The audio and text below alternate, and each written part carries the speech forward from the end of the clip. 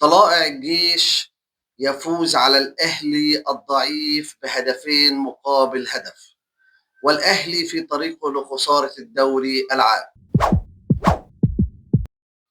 بسم الله الرحمن الرحيم، أهلا وسهلا بكم في قناتكم الكورة تحت الضغط. آخر مباراة للنادي الأهلي في السيزون الأول، وقبل المباراة الأهلي كان في المركز الثالث برصيد 40 نقطة، بيلاعب طلائع الجيش اللي في المركز ال16 ب19 نقطة.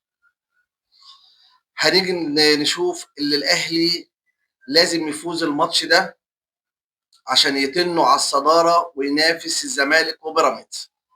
الزمالك اللي رصيده 43 وبيراميدز رصيده 40 قبل مباراة الأهلي، وفوز بيراميدز النهارده يبقى الزمالك 43 بيراميدز 43 والاهلي 40، والزمالك لسه باقي له ماتش متأجل.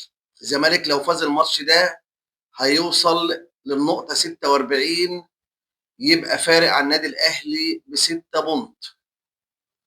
انا شايف ان الزمالك لو فاز الماتش الجاي على انبي ووصل للنقطة 46، الف مبروك للزمالك وهارد لك للنادي الاهلي السنة دي.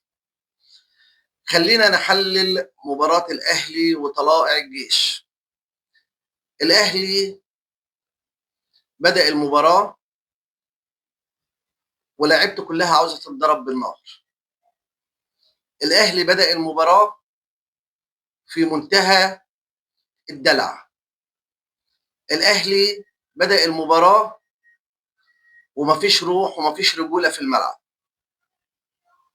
عشان يجي فيهم جون من ركنية في الدقيقة 4. طيب يلا بقى يا عم، خلي عندك دم والعب بقى يا عم، خلي عندك دم. مفيش حد عنده دم في لعيبة الأهلي.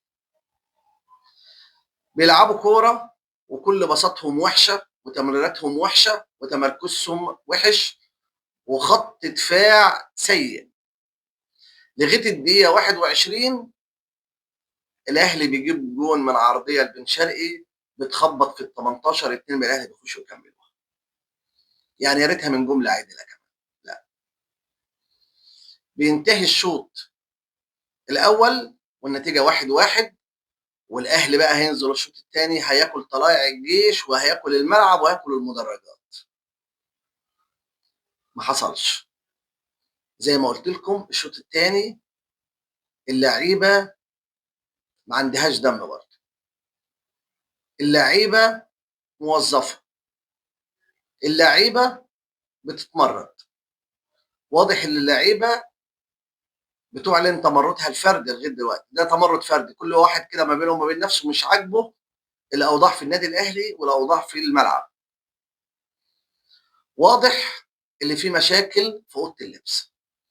واضح اللي لعيبه الاهلي بتنتقم من الجهاز الفني ومن مجلس الاداره. واضح ان العقود اللعيبه عامله مشاكل بين اللعيبه ونفسها، مخليه مفيش روح، مخليه مفيش انتماء. لعيبه الاهلي اتحولوا لعمال وصنايعيه وموظفين لازم يلعبوا عشان ياخدوا فلوس. طب اديك انهزمت، ما انتش واخد فلوس. لعيبه طلائع الجيش اللي في المركز ال 16 بتلعب كوره احسن من النادي الاهلي في الشوط الثاني. بتيجي الدقيقه 60 طلائع الجيش بيجيب جون في منتهى الغرابه، زي كده الاجوان اللي بتيجي في الشوارع وبتيجي في ملاعب الهواء. كرة حيرة ورايحة وجاية ورجل وهد والشناوي بيطلع وبيرجع وخط ظهر غريب. في حاجات بتحصل في النادي الاهلي كده في منتهى الغرابة. دقيقة 60 2-1 لطلائع الجيش. طيب فاضل 30 دقيقة،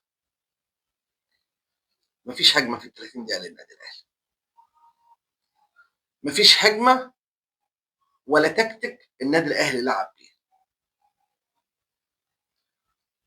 كل باصات اللاعيبة مقطوعة. لعيبه عباره عن كتل واقفه في الملعب مستنيه الكره تيجي في رجليها. انا ما شفتش لعيبه النادي الاهلي بالوحاشه دي. اللعيبه كلها سيئه، لعيبه ما عندهاش دم ولا عندها احساس. حرام يلبسوا فانيله النادي الاهلي.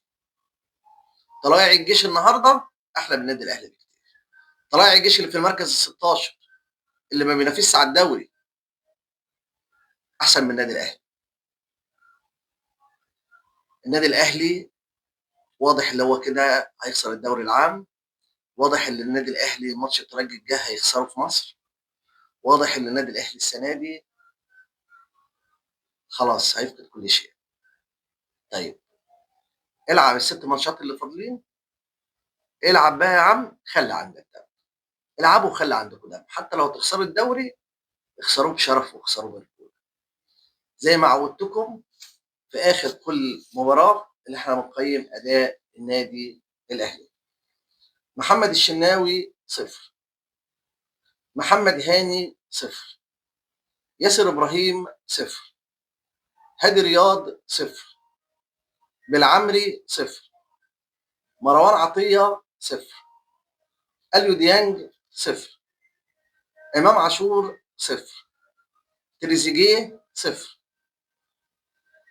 اشرف بن شرقي 0، مروان عثمان 0، محمد شريف 0، حسين الشحات 0، ياس ترب مدرب الاهلي 0، الجهاز الفني للنادي الاهلي 0، مجلس اداره النادي الاهلي 0.